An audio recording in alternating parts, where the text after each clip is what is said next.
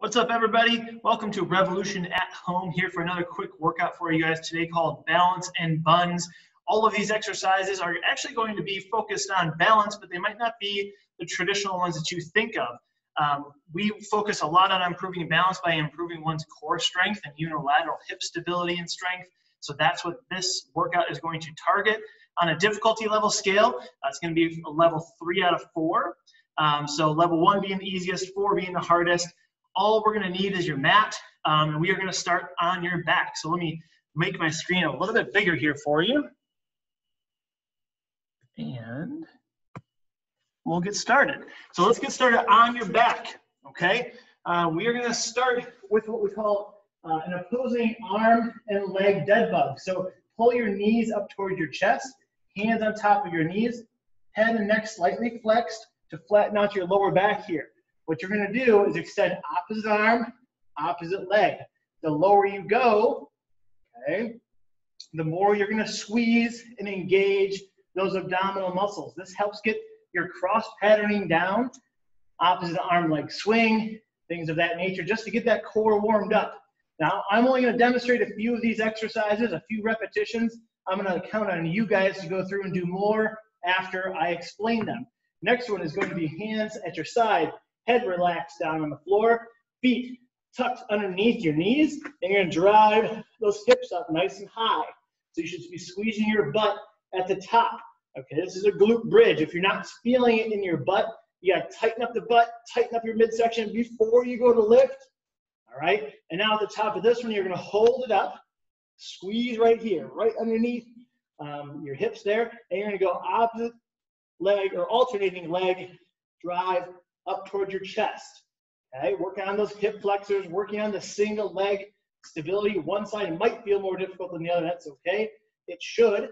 Okay, focus on that one side that might feel a little more weak. All right, next one, we're going to roll onto your stomach. Okay, flat on the floor. So we do a lot of exercises from the floor. If you find yourself on the floor unintentionally, this will help you get back up. So I'll call these floor ups, not necessarily push-ups, but floor ups. Easiest way to do it, keep your knees in contact with the floor. Right from here, one big deep breath out to push yourself up. Okay, slowly release yourself back down. Okay, big push up. One way to make this a little bit easier, if even this is too difficult, is get an elevated surface to push up off of. And maybe it's an aerobic step or something else you have lying around the house. One way to make it more difficult, straighten out those legs for a full floor up. Push all the way up and back down. Okay, it's a little bit harder, obviously.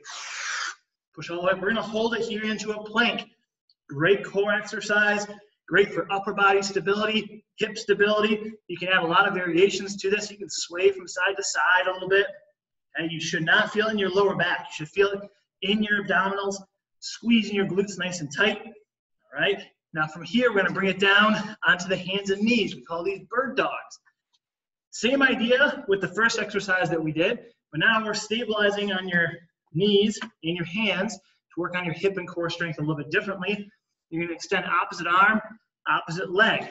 Keep your head kind of focused down at the thumb that's on the floor. Exhale as you extend, and the farther you extend out, the tighter you get in those abdominals.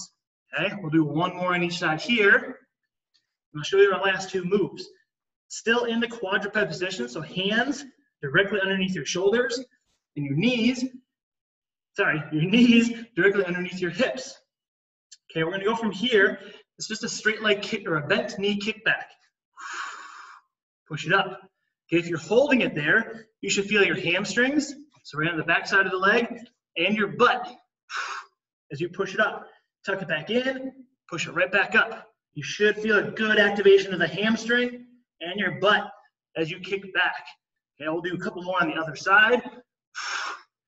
You might notice that knee turns out a little bit. You want to punch the back of your heel, or the bottom of your heel, straight up to the ceiling behind you. Okay? Last and final move is going to be what we call a hydrant. It's going to work on your hip abductors, your glute medians.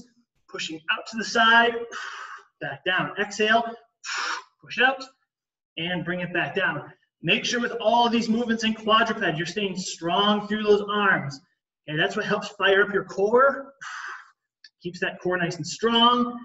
Okay, the connection from your upper body to your lower body, what's in the middle? Your midsection, you gotta keep that tight. One more time. Good.